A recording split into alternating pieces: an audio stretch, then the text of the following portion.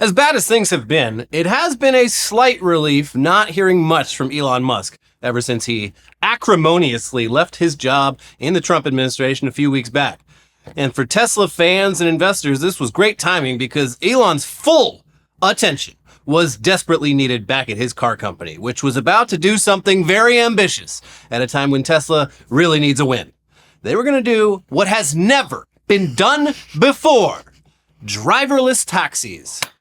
Now, okay, to be fair, that is something that has very much been done before, for years in fact, by companies like Cruise and Waymo, but this time it's different. I mean, the only real difference seems to be that unlike those other robotaxis, Tesla's Cybercabs do not have LiDAR sensors and rely solely on cameras, which experts tend to believe makes them inherently less reliable and more dangerous for passengers, pedestrians, and fellow motorists. But who's to say? Yeah, who's to say, especially since companies like Waymo have done it successfully in multiple cities. I mean, with very few. They still scare the shit out of me, but I've seen a lot of Waymos on the road, and they drive quite well. Yeah, the only destroyed Waymos I've seen were the result of the Trump administration. That's right.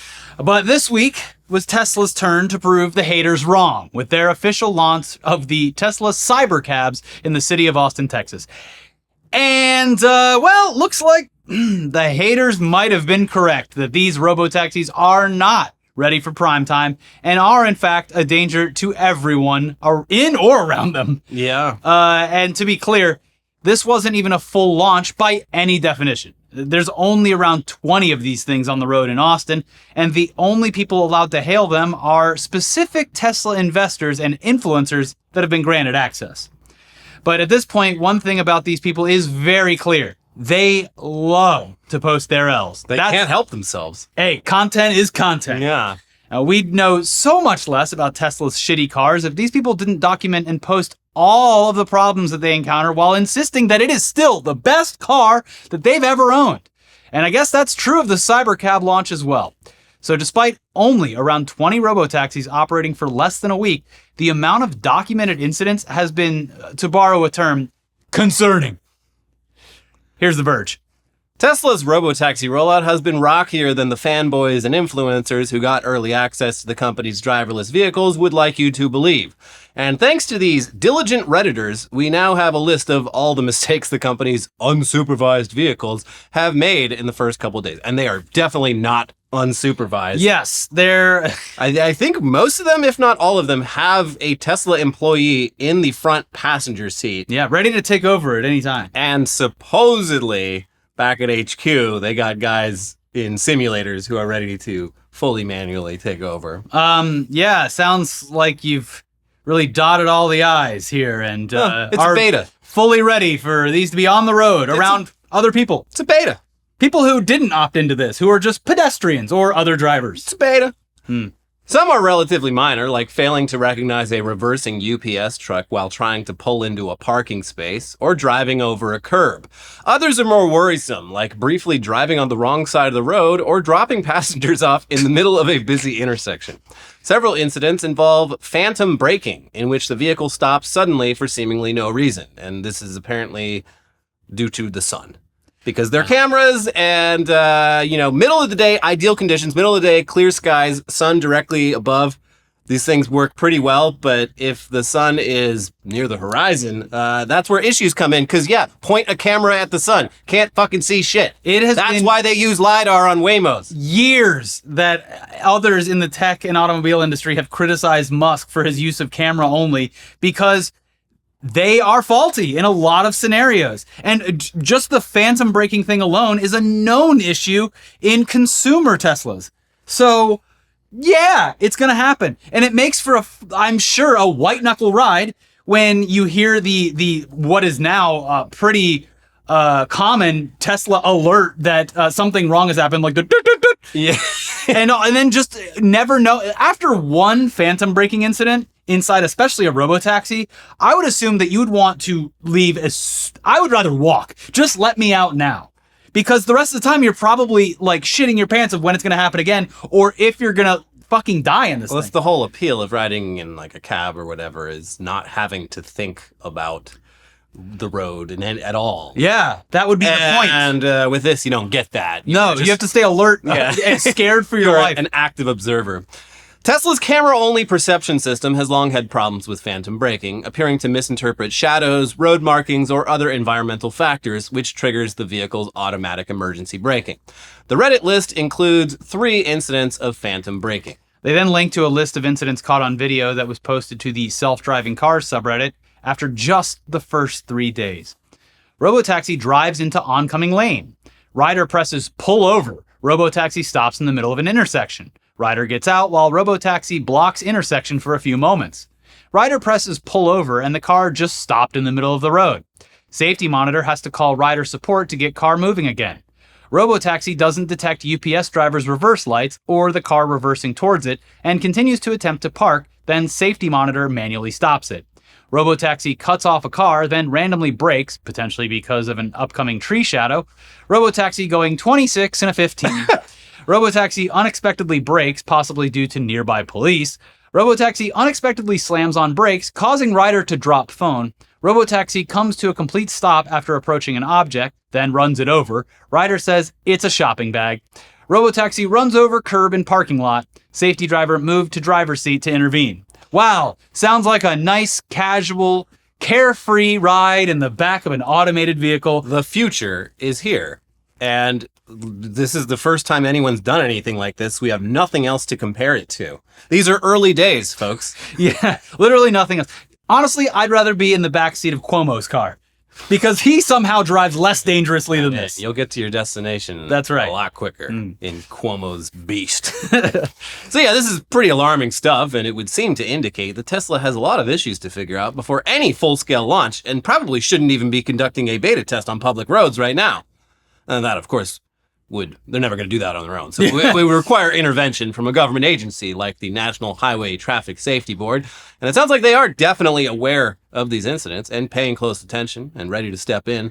But this is Trump's NHTSB we're talking about here. Or rather, it's Elon's NHTSB, as The Verge points out.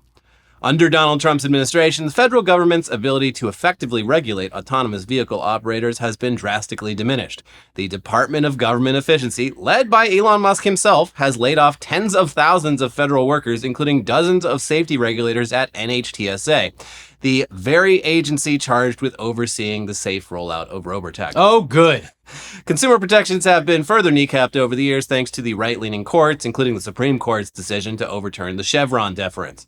In a sense, Tesla is operating in a regulatory vacuum, and that is very good for Elon Musk and his plan to put 1 million robotaxis on the road by the end of 2026. Which We're all not gonna fucking die if that happens. It's not gonna happen, first of all. Could you, even riding my bike is a dangerous affair with human drivers and separated bike lanes. There's not too many of them in Los Angeles, but there's enough. But yeah, even then, it's a harrowing experience. I do not want to be on the road at all, even in a car with these robotaxis zooming around. No, it makes me feel unsafe to be outdoors. So Elon's time in the Trump administration definitely left the government much less able to regulate his car company and stand in the way of his self-driving goals. And the people of Austin are probably just going to have to accept the presence of these stupid robots on their roads and avoid them accordingly. But hey, there's also the possibility that Trump intervenes here, not because of any road safety concerns, but out of sheer pettiness. So there is that. Elon that would be funny. Did seem to leave under very bad circumstances and then went groveling to Trump, who seemed to be indifferent to his groveling. Yeah, I don't think you're winning back Trump's favor after that. Money You're going to spend a lot more money.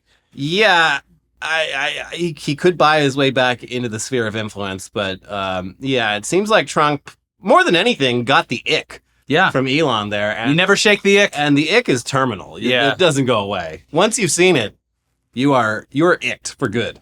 Now, you may also be pleased to know that this robotaxi launch has done absolutely nothing to improve Tesla's stock price. You look at that graph and it's as if nothing has happened this week worth note. Yeah, it just goes up, down, up in the same range. The robotaxi thing is like, all right, let's go up $10. Actually, these things might kill people. All right, let's go down $10. It's all based on vibes. Yeah. Anyways, Tesla's stock price, it is still vastly underperforming compared to the market, and high-level Tesla executives continue to either jump ship or get fired while the company's worldwide sales remain in steep decline. But that's enough Elon for today. Thank God. It's time to move on to our next story from our favorite category of weird news. Imposters. People pretending to be someone that they're not. J'accuse. Impersonating law enforcement is, of course, very hot right now due to ICE operating more like a criminal gang than a federal law enforcement agency, and we've already seen multiple examples of people using this as an opportunity to commit crimes. But the fake cop we're discussing today didn't impersonate ICE. He impersonated the U.S. Marshals, and he did a hilariously bad job at it. Bafflingly bad. Yeah. And yeah, you won't be able to fully grasp how bizarre this is until we show you the pictures. But first, let's just get the details out of the way. Here's Fox 26 News out of Fresno, California. The Madera County Sheriff's Office announced the arrest of a man they say was impersonating a law enforcement officer. Deputies responded to a family disturbance on the 22,000 block of Avenue 12 on Friday around 9 a.m. When they arrived, they tried to detain 40-year-old Andrew Biscay for outstanding warrants related to vandalism and impersonating a peace officer. They said Biscay resisted arrest, but was taken into custody after a brief struggle. A search of his vehicle revealed a self-manufactured firearm, ammunition, a fake U.S. Marshals badge and uniform, a self-made baton, and a flashing amber light. His vehicle also had markings to make it resemble a law enforcement vehicle. And they also say that this guy, he identified himself to the cops as a fellow cop. I mean, when you're already that pot committed, you gotta just be like, no, I'm a police officer. Yeah. Yeah. You know, when it really matters, you gotta really stick to your story. Yeah. So now, just for a moment, imagine in your head what this guy's fake cop gear looks like. The cop car, the gun, the badge, the uniform, all of it. What are you imagining? Okay, now get a load of this. So yeah, this looks like something either put together by a literal child or a bizarre art project. The police uniform is a black long sleeve shirt with U.S. Marshal Deputy and the suspect's name written in what appears to be sloppily cut pieces of white fabric, sloppily stitched onto the shirt, along with some stripes on the arms and 2 American flag patches in 2 different orientations. The police baton is a wooden stick with some black electrical tape for a grip. The badge is just a metal star with U.S. Marshal Deputy sloppily embossed on it and attached to a chain for some reason. It looks like it might be like a dog collar. Yeah, and the gun? Oh boy, the gun. This is the one item you would think would be the easiest to come by in this country, but for some inexplicable reason, he seems to have built a non-functional and very sad-looking fake revolver out of some metal that he cut and welded together with duct tape for a grip. The amount of effort here is mystifying. And it's almost impressive, but you'd have to be quite a distance away and nearly blind to mistake this for an actual handgun, or you'd have to be a real cop, who, when they see something this crude and inventive, they will pull out their real guns and shoot you to death. That gun must be from the future, because I've never seen it. Yeah, a child playing with a stick causes them to unleash. So, there you go. Oh, and last but not least, though, his law enforcement vehicle is just a regular Ford F-150 with a decal that's supposed to be shaped like a star, but was clearly hand-cut without any symmetry. And this is where another failure, because right now in this country, if you just own a Ford F-150, you don't have to do any modifications to it at all, and people will think you're either ICE or an undercover cop. Yeah, big cop vibes on that truck. Yeah. But this guy, it's like he couldn't find... I don't know. It seems like he really wanted to like prove to himself that he had the skills to create an entire police ensemble from scratch. Yeah. Because like he could have just gone to a gun store. Yeah, he could have bought a lot of this. I mean, he bought the American flag patches, which is interesting. Yeah, but, well, what about when he saves the day, like in Scary Movie? Officer Doofy or whatever. But like, he literally could have taken a sheet of decal paper down to the print shop and printed a fucking star that he could use as a guide for cutting, and he couldn't be bothered. He's like, how hard could a star be? It's just 5 points. No, Elliot, this is all right here and with these hands. No cheating. I wonder if he'd like put this on and he'd feel so cool looking at himself in the mirror. Hell yeah, I look exactly like a cop. Time to go bust some heads. But yeah, after seeing this guy's fake cop getup, we are left with more questions than answers, and hopefully this guy gets a chance to explain himself because we're pretty baffled here. Your Honor, my honor, I don't think any crime's been committed. Yeah, no one would have believed that my client was an actual cop. So I believe these charges must be dismissed. I think he should come to court dressed like the judge. The attempt at deception was so poorly executed that you simply must acquit. And when he goes to prison, he should get to design his own prison uniform. Yeah. Yeah. There you go. Get this man a sewing machine. Mm-hmm. There you go. He's gonna, after he gets out, Project Runway. But moving on now to a story from the world of commercial air travel. Now, typically, when you work on a flight crew, you're going to be staying overnight at a lot of hotels. And the airlines have agreements with all the big chains to ensure that pilots and flight attendants can get a good night's sleep in a reputable establishment. But in this case, something went horribly wrong, and a British Airways flight crew somehow ended up at a sex hotel. Hell yeah. Where they did not get a good night's sleep. Well, did they get anything good? Due to all the sex happening. Okay. Here's air travel news site 1 Mile at a Time. The Sun reports on a rather awkward situation that British Airways pilots and flight attendants dealt with during a layover in Milan on the night of Thursday, June 12th, 2025. For whatever reason, at least 12 pilots and flight attendants weren't able to stay at British Airways' standard hotel in the city, so the carrier's hotel booking team booked staff elsewhere. The only problem is that they were accidentally booked in a pay-by-the-hour sex motel. I'm just taking notes. Milan, pay by the hour. Got it. Yeah.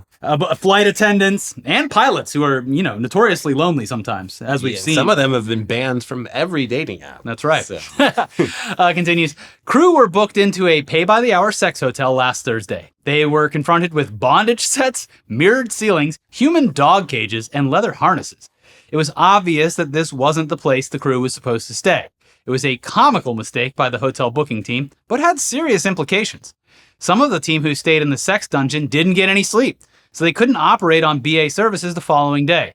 They were kept awake by thrill seekers, moaning and groaning all day and night. Staff reported constant noise and witnessed drug deals and prostitution, as well as a 24-hour orgy. There were adult workers outside propositioning staff. Crew even reported suspicious fluids in their rooms, which made their skin crawl. Ugh. British Airways has sort of acknowledged the incident, releasing the following statement. A small number of crew were moved to unapproved hotel rooms due to availability issues with our usual provider without our knowledge. We are urgently investigating to prevent a repeat. Or, if that's what you're into, we're going to have to go investigate on the ground. And 24-hour orgy, you say? My God. My God, which room would that orgy be in? I've got to get a closer look. I'll be back in 24 hours. And yeah, if you were wondering just how the hell this could happen, especially when, again, these airlines book hotel rooms all over the world on a daily basis, the reason is actually kind of understandable. So apparently, this is the hotel they thought they were booking. And I don't know how you say this, but mo.om hotel, which it looks like a pretty typical modern hotel for business travelers and tourists. But it turns out that while Milan has a mo.om hotel, they also have a motel mo.om. Completely unrelated, but with an almost identical logo. Huh. And this place pretty clearly markets itself as an hourly sex hotel featuring several themed suites clearly designed for people to fuck in them, featuring cages, bondage gear, and blinding amounts of pink. I couldn't even have imagined that it would be that close. I was thinking that it was going to be like the Hotel Mo.om. Well, it's the mo.om hotel and then motel mo.om. No, Mo.on. Like, Oh, well, I mean, maybe that's how you say it in Italian. I don't know. You mean in Spanish? Spain. Milan. Oh, no, sorry, this is Italy. Yeah, sorry. This doesn't even know where Milan is. Well, Milan in Spain. Okay, Northern Italy, big deal. So yeah, this room here, the Lust Suite, has a bed on top of a cage and also a camera pointed at the bed so you can watch yourself projected on the screen. I guess I can watch myself sleep because that's what beds are for, right? Yeah. The Burlesque Suite, meanwhile, features large mirrors on every wall, while the Secret Suite is just a straight-up sex dungeon.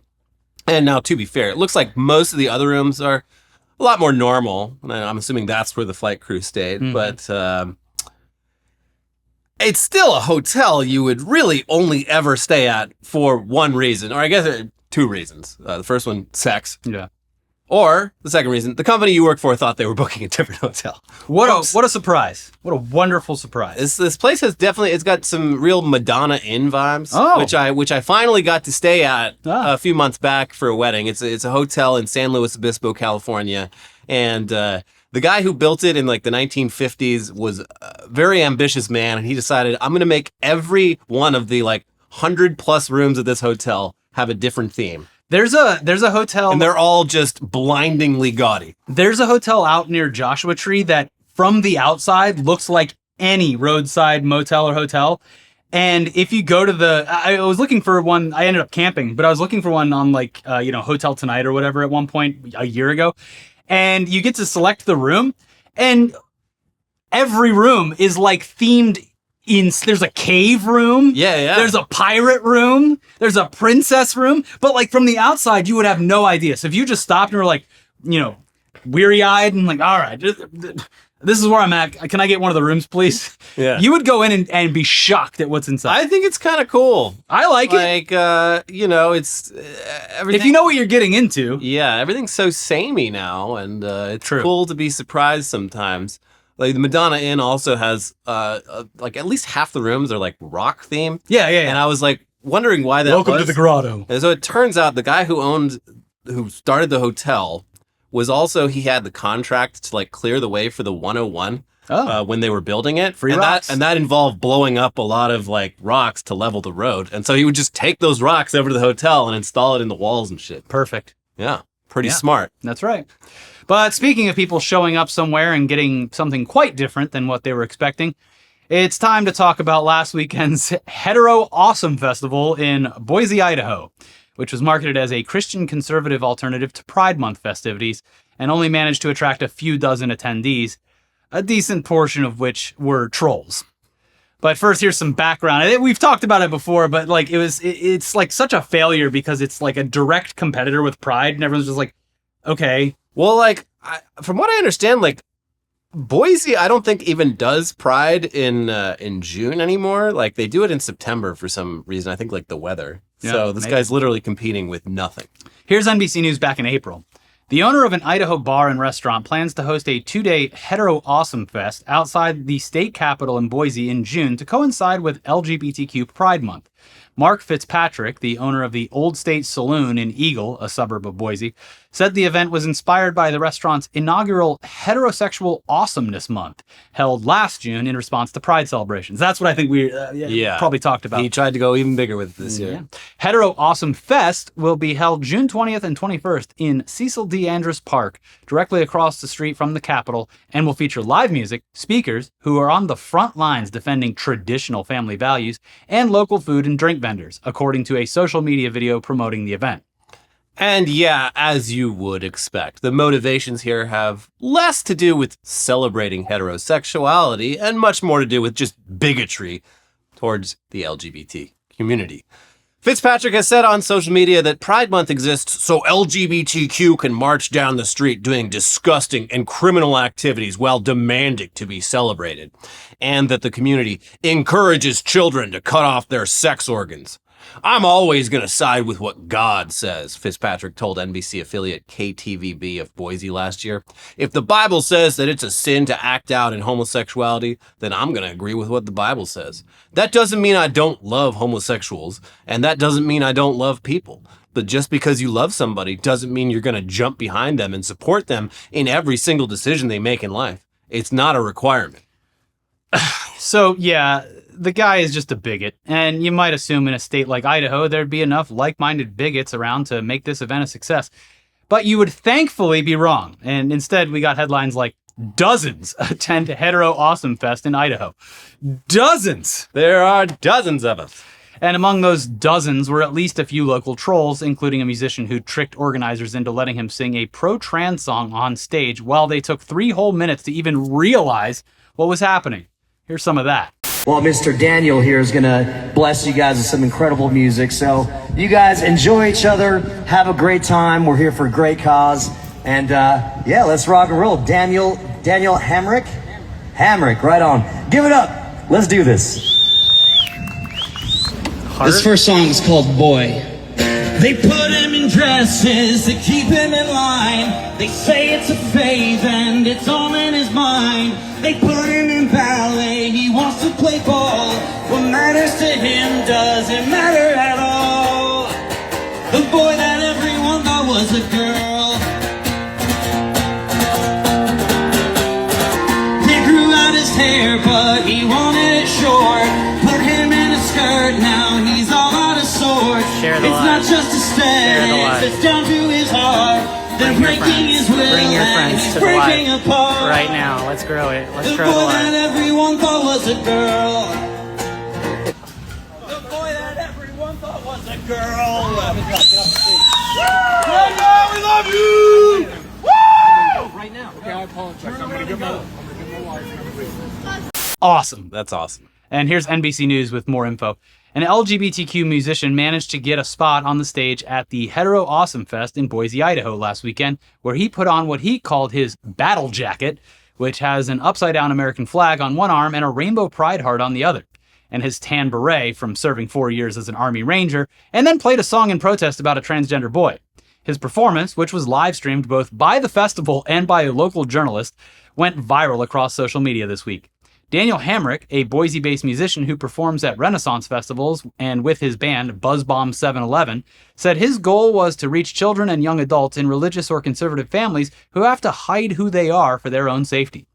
I believe that anyone who's out has a responsibility to be gay and loud for the people who have to be gay and quiet, he said in an interview with NBC News. And Hamrick told NBC News that this didn't even involve any actual subterfuge. He literally just reached out to the organizers after the event was announced, asking to perform, never once pretending to even support their cause, and fully expecting them to simply Google his name and find all of his publicly available pro-LGBTQ social media posts, but they just never did. We got a lot of slots to fill. And here's more from the article. Hamrick said he wrote the song last year. He is bisexual and not transgender, but he said he has many loved ones who are trans. The song is for everyone who listens to it and feels heard and seen and maybe just a little less alone, he said, adding that it's for people who might be in conservative religious communities who don't have a community they can trust. Know that your pastor or your parents or your Boy Scout troop leader isn't this insurmountable, unquestionable force of nature, but that if you have to hide right now, then that's what you have to do, Hamrick said. You have to survive. But once you're out of that, there is a community that is ready to take you in and love you and support you. Fitzpatrick, the festival's organizer, described Hamrick's actions as a pathetic and evil act in an email to NBC News. Wow. He was also like, it was disrespectful of the troops for him to pretend to be an Army Ranger. And it's like, no, I think he actually was. I think he was telling the truth about that. Yeah. So, But Trump said there's no gay troops. Well, Mr. Trump is wrong. No, he can't be wrong. Anyway, congratulations to the people of Boise on their Hetero Awesome Fest. What Yeah, a I great feel success. like the videos of this, it's just, there's fucking no one there. And it's the funniest thing, like, and this applies to like all small events, and it makes it so much funnier and worse, is that you get a small turnout and no one wants to get anywhere near the stage. Yeah. So that the stage is right there Just and there's empty. just no one. You gotta like, everyone's scattered in a pretty wide radius around, so it just like Yeah, because it's embarrassing. no You one's should be embarrassed to be there. This would have done a lot better if they did it at like Coeur d'Alene, where all the actual fucking racists live around there. Boise's, pretty decent sized metropolitan city, so yeah, this kind of makes sense, at least for Idaho. Yeah, I mean, it's at this point, any American city with more than like 20,000 people living in it is like gonna be pretty accepting of like different lifestyles. It's the suburbs is what makes people lose their fucking minds. That's true. Psychopaths. yeah. Anyways, we've got the headlines half of the show coming right up. But first, hey, we got a sponsor. This episode is brought to you by Cash App. You approved it, and it's a real lifesaver if you've ever found yourself in a situation where you're at dinner with a dozen people and the restaurant refuses to split the checks. Not a problem with Cash App. Making money moves should be easy. And Cash App is fast, safe, and honestly, just way more personalized than other apps out there. No extra hoops to jump through, no extra stress. All the tools are right there to help you cash in. Plus, sending money with Cash App actually feels safe. They look out for you. If something seems sketchy or they see you might be sending money to a potential scammer, they will warn you and make you think twice before you hit send. It's like having a personal bodyguard for your cash. You can even spice up your payments with custom text, stamps, and backgrounds, because why should paying your friend for brunch be so boring? If for whatever insane reason you don't already have Cash App, just download it from your phone's app store, sign up, enter our code, WeeklyWeird, in your profile, send $5 to a friend, and you'll get $10 just for getting started. For a limited time only, new Cash App users can use our exclusive code to earn some additional cash. For real, there's no catch. Just download Cash App and sign up. Use our exclusive referral code, WeeklyWeird, all one word, in your profile. Send $5 to a friend within 14 days, and you'll get $10 dropped right into your account. Terms apply. That's money. That's Cash App. All right, now we get into the weirdest, wildest, craziest headlines from around the world this week, starting with Diddy's lawyers agree to not bring up Iran in closing argument. what?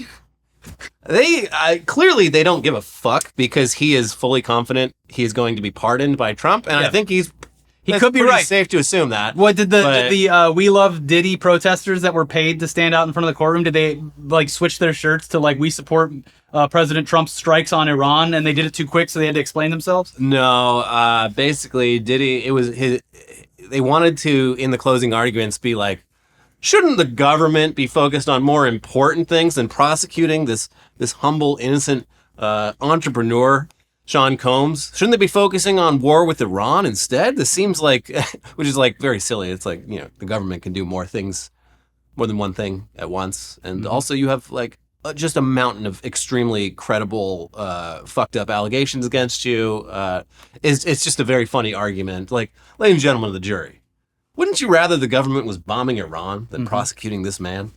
And yeah, the judge was immediately like, no, Can't do no, you're not going to do that. Sorry. If you try to do that, I will immediately strike it down. And they're like, okay, sorry. Hey, We had to at least try. yeah. Don't have a lot to work with here. Yeah. I haven't been following this too closely, but like they've barely mounted a defense. Mm-hmm. Like the amount of time that the prosecution has used on like witnesses and stuff compared to the amount of time Diddy's team has spent defending. Like, I don't think they called a single witness. Diddy himself didn't testify. It's just like, here's all the evidence against this man versus nah. Lee County Sheriff Marcino says he has zero tolerance for street racing. Here's a video of Marcino street racing. This is Tampa, that Lee County. Oh, cool. And yeah, the sheriff there, he's got these damn kids and they're street racing, and people immediately just like went on his social media and they're like, this is a video of you doing 80 miles an hour in a 50, driving a Lamborghini, racing with your friend. Well, that's a bit different. That's just boys being boys. That's right. You don't understand. We're white, and the people I'm talking about, not so white. Mm-hmm. It's different. They pull out the skin tone chart again. Yeah. Yeah. Street racing or just boys being boys? Yeah, I'm going to rock this one down as boys being boys. Mm-hmm. But if I Now, see- were you driving to Hogan's Beach House or were you going somewhere else? Does Hogan still have the beach house? I don't fucking know. What is he up to? We haven't heard from the Hulkster since the RNC, really. Yeah, that's right. I don't know. Well, he's probably just enjoying his time in Florida somewhere. I'm surprised he hasn't been appointed to like the Small Business Administration or some bullshit like that. Well, as soon as Hegseth gets pushed out, New Secretary of Offense. but it's going to be Hollywood Hulk Hogan from the NWO. Oh shit! He dyed the stubble black again. Yep, that's Oh, right, baby. fuck. Oh god, he's spray painting the N-word on the wall. Still like the funniest fucking meme. Oh, God. Yeah. Well, anyways. 2 bears escape wildlife park enclosure, devour a 7-day supply of honey, then fall asleep. I mean, kind of the best case scenario. Yeah. They fell asleep and you're like, all right, well, let's just get these bears out of here. The bears got out. They have great sense of smell, so they didn't go far. They went to the enclosure where they keep all their food. Yeah. And so the zookeepers were just like, I mean, let's just let this play out. They're gonna eat all that fucking honey, a whole week's worth. Yeah. Because that's what bears do. They fucking gorge themselves. And then they're gonna pass out. Yeah. And we'll just come in and take care of it then. Sweep them away. Because right now they're hungry, but once they're full, they'll be very docile and just sort of roll their fat little bodies back into the enclosure. Until one of them gets stuck in a tree, and then you got a real problem. Just like Pooh Bear. He's got a shirt that's too short, and he got his bottom stuck in a tree. He did. Because he ate too much honey. That Winnie the Pooh. He's he's always chugging that. I didn't know bears actually liked honey. Of course they do. It's sweet and it's delicious and it's everywhere. I guess I just assumed that was they don't wear red T-shirts. Wait until you find out that bears have been known to go through picnic baskets. Well, yeah, There could be anything in there. there could. I mean, Even a trout or a salmon. having been to Yosemite many times, I am aware that bears and national park tourists are a fun mix. People underestimate their ability to find a picnic basket just about anywhere, including inside of your locked car, which doesn't put up much of a fight against their giant claws. Or a home, as we've seen time and time again. Yes. Speaking of bears, bear on runway forces airport in Japan to cancel flights. We're in a stalemate. I mean, what do? You want who's going to go out there and tell the bear to move? You wheel out 7 days worth of honey Yeah. to the side of the runway. That's true. They should have just sent someone down to the grocery store Yeah. and put some honey off to the side of the runway so these planes can take off. But the bear was just chilling on there. They couldn't do shit about it. Yeah. I didn't know Japan had bears. Apparently they got a ton of bears. Cool. People they have more bear attacks in Japan than they do in the US. So I'm learning lots today about bears. That's right. United Airlines sued for kicking wrong Asian woman off of flight. Ooh. Did they smash someone's guitar for good measure? No, I think their guitar smashing days are, well, I don't know. They're probably still up to that Yeah. too. But this is real bad. Yeah. Didn't They also beat up an Asian man a couple of years ago and drag him off a flight? Yeah, that was weird. Yeah. That was very upsetting. United has a fucked up track of all of the airlines. It seems to be primarily United fighting against their own customers. Spirit, to their credit, the customers fight the employees. Well, Spirit, you know what you're getting into. Mhm. It's almost part of the experience. Yeah, that's right. Flight in a show. Yeah, I've only flown Spirit once, and it was to Las Vegas. Yeah, same. And I believe I was stuck on the tarmac for a good 2 hours before taking off because it was a little too hot. yeah, mine was. It was fine. I mean, that's less than an hour flight. Yeah. Everyone on the flight was ready to get off the plane and party, and I'm like, yeah, for a flight that short, Spirit Airlines is great. Yeah. But Hey, look, it could be worse. You could be flying United, I know, where you get the shit kicked out of you. and And you get your racially profiled. Yeah, you get racially profiled to get your shit broken. Yeah, I guess so. There was a group of realtors coming back from a convention, and one of the realtors, an Asian woman, got mad at the flight crew because the flight had some issues, and one of their friends was getting sick, and I don't know. There are disputes about how exactly that interaction went, but it was bad enough that they're like, we want that woman off this flight. But then when they landed or whatever, they landed at a layover. They came on and they're like, you're out of here. And then the rest of the group was like, no, you want her. And they're like, you know what? You're out of here too. Oh. So- Anybody else want to keep talking? You'll Yeah. be off the flight too. Yeah. I'm going to kick every Asian off of this flight. Just to be safe. Oh, wow. Put you in a United camp in Hawaii. Way to go, United Airlines. You did it. You did it again. Yeah. Chinese hotel told wake-up service of red pandas climbing onto guest beds must stop. I understand both sides here. Yeah. First of all, red pandas are adorable. Yeah. And it would be really cool to wake up with a red panda crawling on you. Or if you what if you forgot to do the you forgot that you did the wake-up call and you're deep sleep. What the hell is that? But yeah, on the other hand, it's kind of animal abuse. Yeah. And they're a protected species in China. So the government's like, hey, could you... the red pandas, that's not what they're supposed. They don't like that. Maybe don't do that. Yeah. But the hotel, So why don't you just ring the phone? the hotel's the only reason people stay here is for the red pandas thing. That's our thing. Yeah. If we stop coming into people's rooms at 7 a.m. and throwing a red panda on their bed, Now- what's even the point? You know what would have been great? British Airways has a little confusion. They accidentally book all their flight crew at the Red Panda Hotel who has no idea that their wake-up call is going to be from this furry beast. They'd probably be pretty happy about that. Yeah. I would think. It was actually a pretty nice stay until I was woken up by an animal. And then they're like, wait, hold on a second. What country are red pandas from? Yeah. China? So they're Asian? Get them out of here. They pull out the skin tone chart, but it's a cuteness chart. And they're like, all right, hold on. That's a cute animal. I can let it wake me up. Very cute. Yeah. Perth vet working to save Tushy, the cavoodle puppy born without an anus. I didn't know this was possible. Yeah. Dog got no butthole. Just all full of poop. That It puppy sounds needs like the calf. Sounds like a real bad time. The Yeah, I'm sure. Dog was like constipated, obviously, and then the only reason it's even still alive after like 2 months is it would just shit out of its mouth. Makes sense. It would digest the food and then like They get a little catheter or something? they're trying to do a surgery to like drill this Drill? drill this dog a new butthole, and there's a GoFundMe, and it's done pretty well. It's a very cute dog, Yeah. and like, you know, I feel like some people might want a dog with no anus, but I'm sorry, they need that anus. Yeah. They need it to poop. The poop's got to go somewhere. You want it coming out of the butt more than you want it coming out of the mouth. That's right. So, Washington parent accidentally packs gun in kid's lunchbox. I mean, many such cases probably.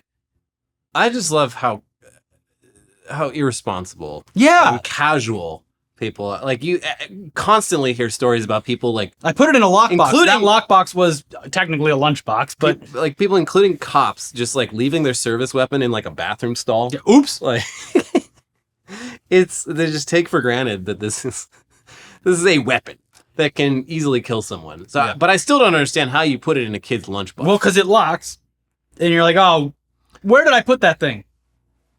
Well, Yeah. the kid was. I mean, the kid's lucky that this things could have gone a lot worse. Well, yeah. Like you open up your lunchbox at the lunch table and there's a gun there. What does this do?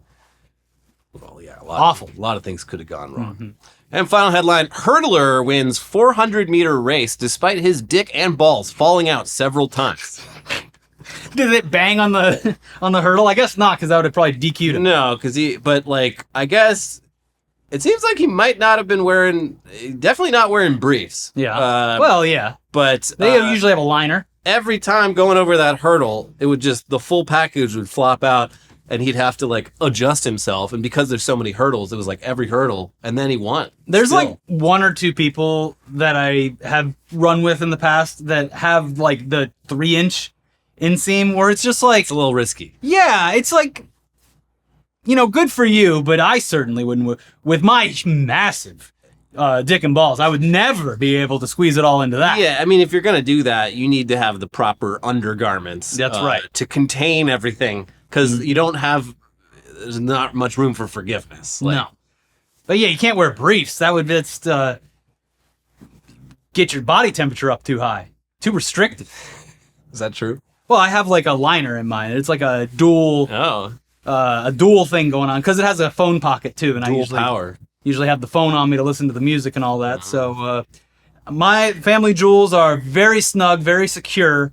Yeah. Whenever I go. But yes, I have seen people where I'm like, that's a catastrophe waiting to happen. Maybe that's what they want to happen. Could be. Maybe they're like, oh, But if it doesn't happen, oh, geez. But Oh, no, look at me. Oh, it fell out again. if it doesn't happen, then you know they're rocking a regular sized toilet at home. Yeah. That's right. So there you go. Anyways, it's the kind of thing you only do if you have a giant penis that you want to flop out, because like Otherwise, it's it just nothing to fall out. confirms for everyone else that Yeah. like he doesn't have a giant dick. Yeah. Because if he did, I'd have seen it by now. And Not you know, leaving any mystery. You don't want to go to a marathon and see the old guy coming just kicking his balls every step. Boop, Yeah. boop, boop, all that friction. boop, boop, boop. They're just hanging down there and he's kicking them all around like a beanbag. Not very aerodynamic. No, but I'm very proud of this guy for winning a race, even with all that tumbling out. Maybe it like motivated him to finish faster. Yeah. Because like, oh, geez. The power of embarrassment. That's right. Great motivator. Yeah.